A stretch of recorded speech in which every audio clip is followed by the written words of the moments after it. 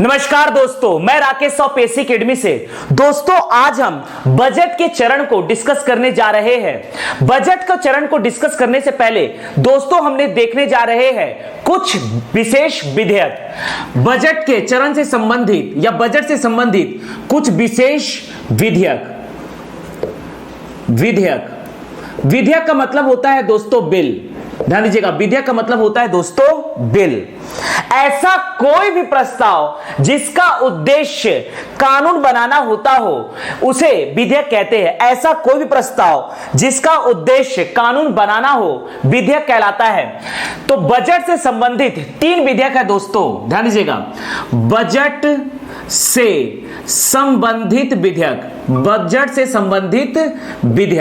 ध्यान दीजिएगा दोस्तों। बजट से संबंधित विधेयक देखते हैं। पहला है आपका धन विधेयक।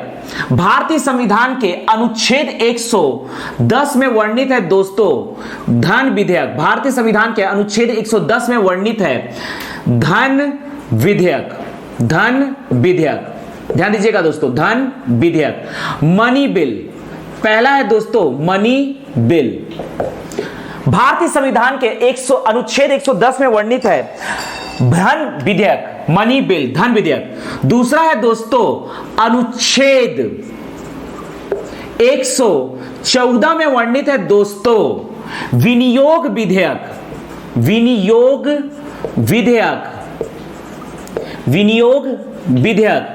या विनियोजन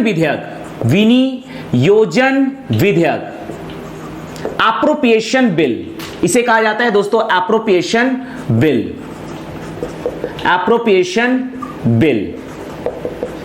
और इसके बाद हम डिस्कस करेंगे दोस्तों भारतीय संविधान के अनुच्छेद 117 में वर्णित है वित्त विधेयक, फाइनेंस बिल। यह है दोस्तों फाइनेंस बिल। तो इस प्रकार से बजट से संबंधित हम 3 विधेयक को डिस्कस करेंगे दोस्तों। अनुच्छेद 110 धन विधेयक, मनी बिल। दूसरा है अनुच्छेद 114 में वर्णित है विनियोग विधेयक या विनियोजन विधेयक, एप्रोप्रिएशन बिल। तीसरा है अनुच्छेद 117 में वर्णित है वित्त विधेयक या फाइनेंस बिल। इसके बाद हम डिस्कस करेंगे दोस्तों बजट के चरण। इसके बाद डिस्कस करेंगे बजट के चरण।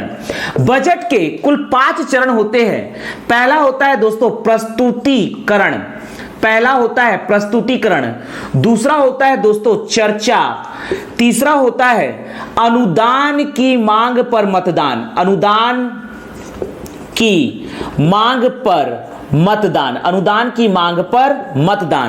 चौथा हम डिस्कस करेंगे दोस्तों विनियोग विधेयक।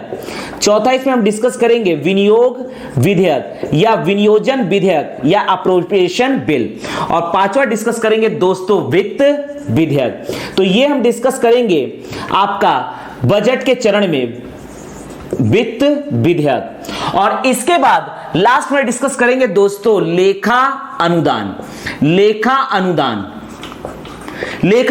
वर्णित है दोस्तों अनुच्छेद 116 में वर्णित है लेखा अनुदान। अनुच्छेद 112 में वर्णित है दोस्तों अनुच्छेद 112 में वर्णित है केंद्रीय वित्तीय विवरण, जिसे हम अपनी भाषा में कहते हैं दोस्तों बजट। अनुच्छेद 112 में वर्णित है केंद्रीय वित्तीय विवरण। ध्यान दीजिएगा, एक्चुअल में लिखा हुआ यहां अनुच्छेद 112 में केंद्रीय वित्तीय विवरण। यहां पर इस अनुच्छेद में कहीं भी बजट शब्द का प्रयोग नहीं किया गया है, अर्थात बजट शब्द का प्रयोग कहीं भी नहीं किया गया है। लेकिन बजट के अनुच्छेद है दोस्तों अनुच्छेद 112 बजट या केंद्रीय वित्तीय विवरण, लेकिन बजट शब्द का कहीं प्रयोग नहीं किया गया है। यहां पर प्रयोग किया गया है दोस्तों केंद्रीय वित्तीय विवरण, जिसका अर्थ है बजट। तो हम डिस्कस करेंगे दोस्तों सबसे पहले बिल। बजट से संबंधित 3 बिल पढ़ना है। अनुच्छेद 110 धन विधेयक, अनुच्छेद 114 विनियोग विधेयक या विनियोजन विधेयक, अनुच्छेद 117 वित्त विधेयक। और उसके बाद देखेंगे दोस्तों बजट के चरण, प्रस्तुतिकरण, चर्चा, अनुदान की मांग पर मतदान, विनियोग विधेयक, वित्त विधेयक। लेखा अनुदान। अनुच्छेद 112 है दोस्तों केंद्रीय वित्तीय विवरण या बजट। तो आज हम डिस्कस करने जा रहे हैं भारतीय अर्थव्यवस्था के अंतर्गत बजट के चरण। ध्यान दीजिएगा दोस्तों, बजट के चरण को प्रारंभ करने से पहले हम डिस्कस करेंगे कुछ वित्तीय विधेयक। ध्यान दीजिएगा, तो बजट के चरण को प्रारंभ करने से पहले हम डिस्कस करने जा रहे हैं कुछ विधेयक, कुछ बिल्स। विधेयक या बिल का मतलब होता है दोस्तों ऐसा कोई भी प्रावधान जिसका उद्देश्य कानून बनाना हो, विधेयक कहलाता है। बिल को या विधेयक को पेश किया जाता है दोस्तों सबसे पहले लोकसभा में, उसके बाद वहां से लोकसभा से पारित होता है तो इसे पेश किया जाता है राज्यसभा में। राज्यसभा से पारित होने के बाद इसमें राष्ट्रपति की हस्ताक्षर लगती है और अंततः यह कानून बन जाता है। अर्थात ऐसा कोई भी प्रस्ताव जिसका उद्देश्य कानून बनाना हो, विधेयक कहलाता है। विधेयक यहां पर हम लोग डिस्कस करने जा रहे हैं तीन प्रकार के विधेयक जिसका प्रयोग होगा दोस्तों, जिसका हम उपयोग करेंगे बजट के चरण में। तो सबसे पहले देखते हैं धन विधेयक। सबसे पहले देखते हैं दोस्तों धन विधेयक। धन विधेयक, मनी बिल, मनी बिल, धन विधेयक, मनी बिल। ध्यान दीजिए, ऐसा कोई भी विधेयक जिसमें चार प्रावधान शामिल हो, धन विधेयक कहलाता है। ऐसा कोई भी विधेयक जिसमें चार प्रावधान शामिल हो, धन विधेयक कहलाता है। ऐसा कोई भी विधेयक, ऐसा कोई भी विधेयक जिसमें चार प्रावधान, जिसमें चार प्रावधान शामिल हो, जिसमें चार प्रावधान शामिल हो, धन विधेयक कहलाता है। धन विधेयक कहलाता है। ऐसा कोई भी विधेयक जिसमें चार प्रावधान शामिल हो, धन विधेयक कहलाता है। और वो चार प्रावधान में पहला प्रावधान है दोस्तों कर, टैक्स। अर्थात सरकार के द्वारा जब कर लिया जाता है, कर का जब संग्रहण होता है, टैक्स का जब संग्रहण होता है तो इसे कहा जाता है दोस्तों धन विधेयक। अर्थात कर संबंधित प्रावधान धन विधेयक के अंतर्गत आता है और इस कर को जमा किया जाता है दोस्तों राजस्व आय के अंतर्गत और यह जाकर जमा होता है भारत सरकार के संचित निधि पर। ध्यान दीजिएगा दोस्तों, भारत सरकार टैक्स के रूप में जो भी पैसा प्राप्त करती है, जो भी धन प्राप्त करती है, यह राजस्व आय के अंतर्गत आता है और इसे भारत सरकार संचित निधि में जमा करती है। अर्थात कर संबंधी कोई भी प्रावधान कहलाता है दोस्तों धन विधेयक के अंतर्गत। अर्थात कर लेने व देने संबंधी प्रावधान, कर लेने व देने संबंधी प्रावधान। दूसरा पकड़ते हैं दोस्तों ऋण। दूसरा है ऋण। भारत सरकार या तो ऋण लेती है या तो ऋण देती है। जिस प्रकार से भारत सरकार विश्व बैंक या विश्व मुद्रा कोष से ऋण लेती है और उसे हम जमा करते हैं दोस्तों, जब भारत सरकार ऋण लेती है या तो निवल घरेलू ऋण या निवल विदेशी ऋण। अर्थात जब भारत सरकार ऋण लेती है तो इस ऋण को लिया जाता है पूंजीगत आय के अंतर्गत। अर्थात ऋण संबंधी कोई भी प्रावधान यह आता है दोस्तों धन विधेयक के अंतर्गत। या तो केंद्र सरकार राज्य सरकार को जब ऋण देती है तो यह भी आता है आपके धन विधेयक के अंतर्गत। अर्थात ऋण लेने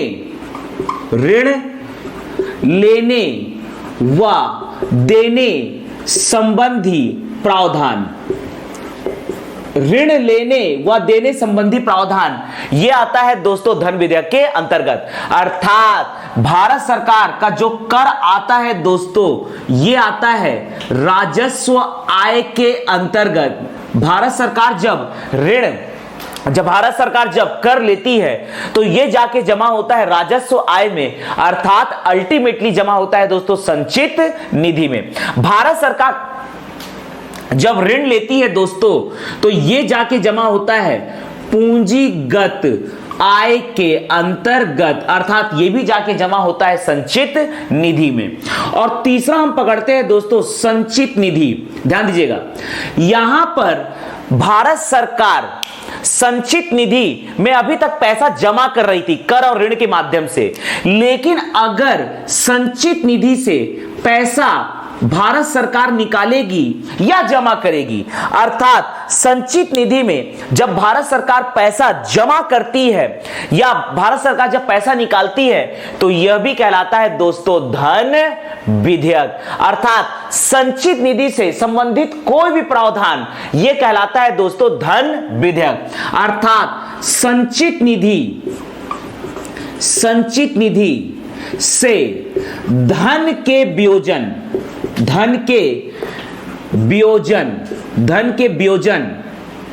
हेतु प्रावधान। ध्यान दीजिएगा दोस्तों, और जब मैं बात करूंगा कि संचित निधि से धन के वियोजन हेतु प्रावधान, तो इसे ही कहा जाता है विनियोग विधेयक। इसे ही कहा जाता है दोस्तों विनियोग विधेयक या विनियोजन विधेयक। विनियोग विधेयक इसे ही कहा जाता है दोस्तों विनियोग विधेयक या विनियोजन विधेयक। विनियोजन विधेयक इसे ही कहा जाता है दोस्तों विनियोग विधेयक या विनियोजन विधेयक। अप्रोप्रिएशन बिल ये है दोस्तों धन विधेयक, मनी बिल। और ये अगर हम संचित निधि से धन निकालने की बात करते हैं, धन के वियोजन की बात करते हैं, जब निकालने की सिर्फ बात होती है दोस्तों, तो इसे ही कहा जाता है विनियोग विधेयक या विनियोजन विधेयक, जिसके माध्यम से संचित निधि से धन निकाला जाता है। अर्थात विनियोग विधेयक भी एक प्रकार का है दोस्तों धन विधेयक। अगला हम देखते हैं दोस्तों कर ऋण संचित निधि। इसके बाद देखते हैं दोस्तों लोक लेखा निधि। लोक लेखा निधि, ये लोक लेखा निधि आपातकाल की स्थिति में, आपातकाल की स्थिति हेतु भारत सरकार जो भी पैसा रखती है वो जाके संचित होता है दोस्तों लोक लेखा निधि में। और इन संचित निधि और लोक लेखा निधि इसका संरक्षक होता है भारत का राष्ट्रपति। तो लोक लेखा निधि, लोक लेखा निधि से, लोक लेखा निधि से धन के वियोजन, धन के वियोजन अर्थात धन जमा करना या यहां से धन आपातकाल की स्थिति में निकालना। यदि आप प्रधानमंत्री राहत कोष में पैसा जाके जमा करते हैं दोस्तों, तो ये जाके जमा होता है लोक लेखा निधि में। और जब भारत सरकार जैसे कोई आपातकाल की स्थिति आती है, लोक लेखा निधि से पैसा निकालती है राष्ट्रपति के आदेश पर, तो इसे कहा जाएगा दोस्तों पैसा निकालना या पैसा जमा करना, अर्थात धन का वियोजन। लोक लेखा निधि से धन के वियोजन हेतु प्रावधान, यह भी आता है दोस्तों धन विधेयक के अंतर्गत। तो ध्यान दीजिएगा दोस्तों, ऐसा कोई भी विधेयक जिसमें 4 प्रावधान शामिल हो धन विधेयक कहलाता है। पहला कर संबंधी कोई भी प्रावधान, ऋण संबंधी कोई भी प्रावधान, संचित निधि से धन के वियोजन हेतु प्रावधान और लोक लेखा निधि से धन के वियोजन हेतु प्रावधान। अगर ये 4 बात शामिल है दोस्तों, तो इसे ही कहा जाता है धन विधेयक। कोई भी विधेयक धन विधेयक है या नहीं, इसका निर्धारण करता है लोकसभा अध्यक्ष। सबसे इंपॉर्टेंट बात ध्यान रखना है दोस्तों, कोई भी विधेयक धन विधेयक है या नहीं, इसका निर्धारण करता है लोकसभा अध्यक्ष। लोकसभा अध्यक्ष कोई भी विधेयक धन विधेयक है या नहीं, धन विधेयक है या नहीं, इसका निर्धारण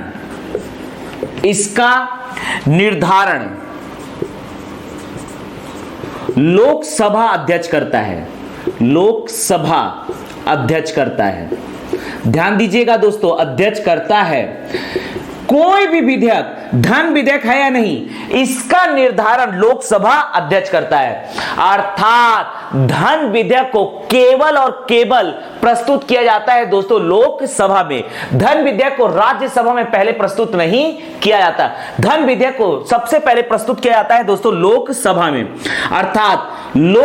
में।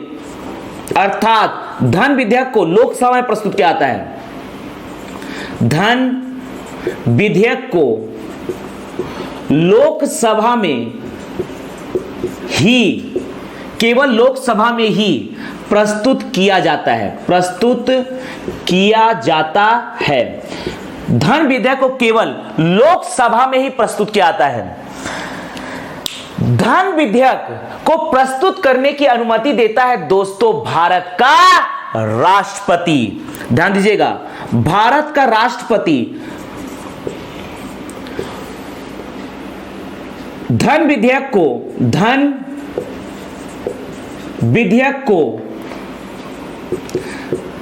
लोकसभा में प्रस्तुत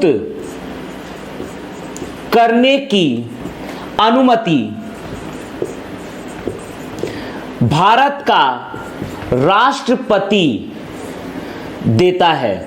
अर्थात बिना भारत के राष्ट्रपति के अनुमति के किसी भी धन विधेयक को लोकसभा में पेश नहीं किया जा सकता। अर्थात किसी भी धन विधेयक को लोकसभा में पेश करने के पूर्व राष्ट्रपति की अनुमति लेनी होती है। अर्थात धन विधेयक को लोकसभा में प्रस्तुत करने के पूर्व राष्ट्रपति की अनुमति लेनी पड़ती है। अर्थात हम कह सकते हैं दोस्तों, धन विधेयक को लोकसभा में प्रस्तुत करने के पूर्व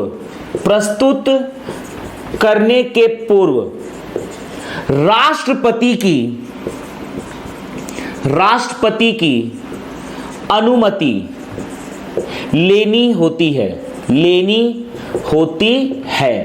ध्यान दीजिएगा दोस्तों, सबसे पहले आज हम डिस्कस करेंगे दोस्तों बजट के चरण।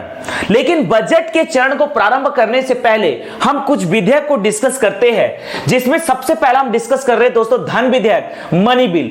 ऐसा कोई भी विधेयक जिसमें 4 प्रावधान शामिल हो धन विधेयक कहलाता है। पहला, कर, ऋण, संचित निधि, लोक लेखा निधि। कर लेने व देने संबंधी प्रावधान। अगर भारत सरकार कर लेती है दोस्तों, अप्रत्यक्ष कर और प्रत्यक्ष कर, तो ये जाके जमा होता है भारत सरकार के राजस्व आय में, अर्थात अल्टीमेटली संचित निधि में। दूसरा होता है दोस्तों ऋण।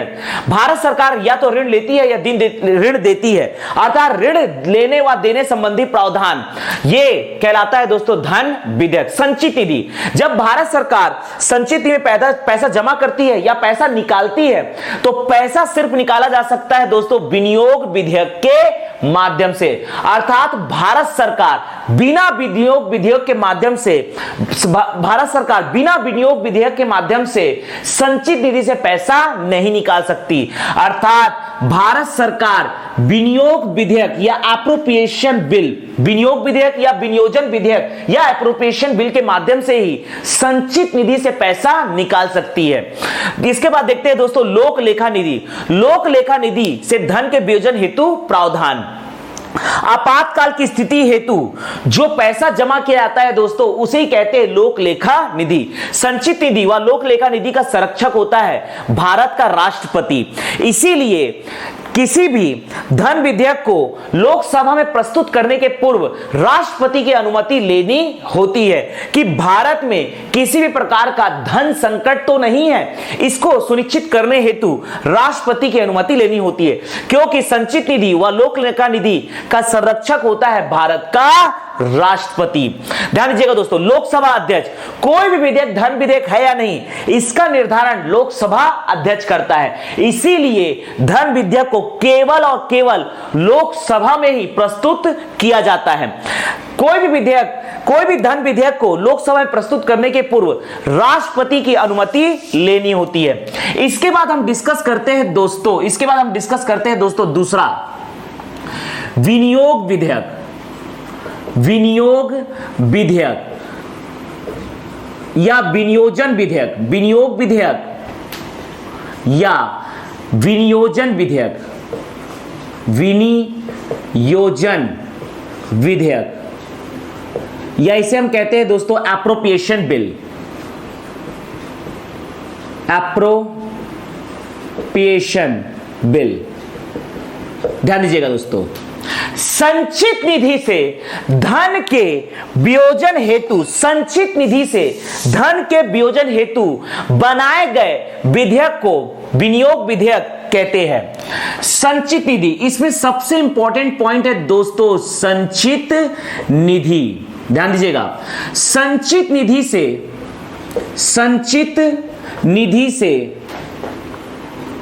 धन के वियोजन या संचित निधि से धन निकालने हेतु, संचित निधि से धन के वियोजन हेतु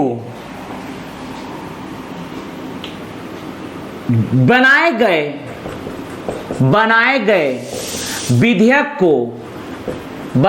विधेयक को विनियोजन विधेयक या विनियोग विधेयक कहते हैं। विनियोग विधेयक कहते हैं। ध्यान दीजिएगा दोस्तों, बजट में जो पैसा पारित होता है दोस्तों उसे कहते हैं पारित व्यय। भारत सरकार के वो सारे खर्चे जिसे बजट के सत्र में पारित किया जाता है उसे कहते हैं दोस्तों पारित व्यय, जो कि एक धन विधेयक होता है। इसी प्रकार से अगर हम कह रहे संचित निधि से धन के विनियोजन हेतु आने वाले विधेयक को कहते हैं दोस्तों विनियोग विधेयक। अर्थात विनियोग विधेयक एक धन विधेयक ही होता है। अर्थात विनियोग विधेयक एक धन विधेयक ही होता है, धन विधेयक होता है। ध्यान दीजिएगा दोस्तों, यहां पर जो विनियोग विधेयक है यह भी धन विधेयक होता है। लेकिन अगर मैं किसी धन विधेयक को अल्टीमेटली फोकस कर दूं कि उसका उद्देश्य संचित निधि से पैसा निकालना, तो यह धन विधेयक तो है, लेकिन साथ ही साथ यह की पॉइंट कहलाएगा दोस्तों विनियोग विधेयक। अगर मैं इन चारों पॉइंट्स में से स्ट्रेस देके कहूं कि किसी विधेयक का उद्देश्य संचित निधि से पैसा निकालना है तो उसे धन विधेयक तो कहेंगे दोस्तों, लेकिन साथ ही साथ वो कहलाएगा विनियोग विधेयक। तो संचित निधि से धन के वियोजन हेतु बनाए गए विधेयक को विनियोग विधेयक कहते हैं। विनियोग विधेयक एक प्रकार का धन विधेयक ही होता है।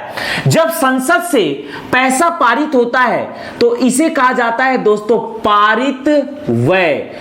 जब बजट को पेश किया जाता है तो बजट इनिशियल स्टेज में होता है दोस्तों धन विधेयक। ध्यान दीजिएगा, जब बजट को पेश किया जाता है लोकसभा में तो यह होता है दोस्तों धन विधेयक। यह होता है दोस्तों धन विधेयक। जब बजट को पेश किया जाता है तो यह होता है दोस्तों धन विधेयक। और यहां से पहले में होता है दोस्तों, पहले पारित होता है तो वो कहलाएगा दोस्तों पारित व्यय। लेकिन अगर भारत सरकार पारित व्यय में जोड़ देती है भारित व्यय को तो यह कहलाता है दोस्तों पूर्ण रूप में विनियोग विधेयक। बिना विनियोग विधेयक के माध्यम से आप संचित निधि से पैसा नहीं निकाल सकते। संचित निधि से पैसा निकालने के लिए पहले धन विधेयक को पारित करवाना होता है और पारित होने के बाद जब भारत सरकार उसमें भारित व्यय जोड़ती है तब जाकर वो बनता है दोस्तों विनियोग विधेयक। अर्थात भारत सरकार बिना विनियोग विधेयक के माध्यम से संचित निधि से पैसा नहीं निकाल सकती। तो ध्यान दीजिएगा दोस्तों, विनियोग विधेयक या विनियोजन विधेयक एप्रोप्रिएशन बिल संचित निधि से धन के वियोजन हेतु बनाए गए विधेयक को विनियोग विधेयक कहते हैं। विनियोग विधेयक एक धन विधेयक ही होता है, लेकिन जब बजट में पारित व्यय पास हो जाता है दोस्तों, जब व्यय आपका धन विधेयक पास हो जाता है तो इसे कहते हैं पारित व्यय। और जब भारत सरकार इसमें भारित व्यय जोड़ती है तो इसे कहते हैं दोस्तों विनियोग विधेयक। भारित व्यय का मतलब होता है जैसे राष्ट्रपति की सैलरी, सांसदों की सैलरी, ये सब आता है दोस्तों भारित व्यय के अंतर्गत, जिसमें किसी भी प्रकार का टैक्स नहीं लगता। तो जब भारत सरकार पारित व्यय में भारित व्यय जोड़ती है तो इसे कहते हैं विनियोग विधेयक। अर्थात भारत सरकार बिना विनियोग विधेयक के माध्यम से संचित निधि से धन नहीं निकाल सकती। तो यह है दोस्तों विनियोग विधेयक। इसके बाद देखते हैं दोस्तों, इसके बाद हम डिस्कस करने जा रहे हैं, ध्यान दीजिएगा, इसके बाद हम डिस्कस करने जा रहे हैं दोस्तों वित्त विधेयक। इसके बाद हम डिस्कस करने जा रहे हैं वित्त विधेयक, फाइनेंस बिल, वित्त विधेयक, इसका मतलब क्या होता है, ध्यान दीजिएगा।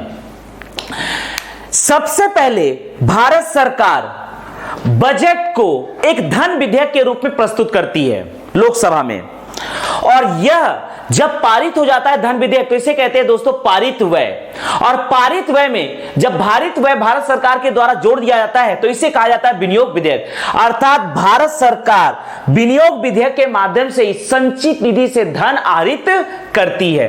अब ध्यान दीजिएगा दोस्तों, एक हमने डिस्कस किया था राजस्व आय।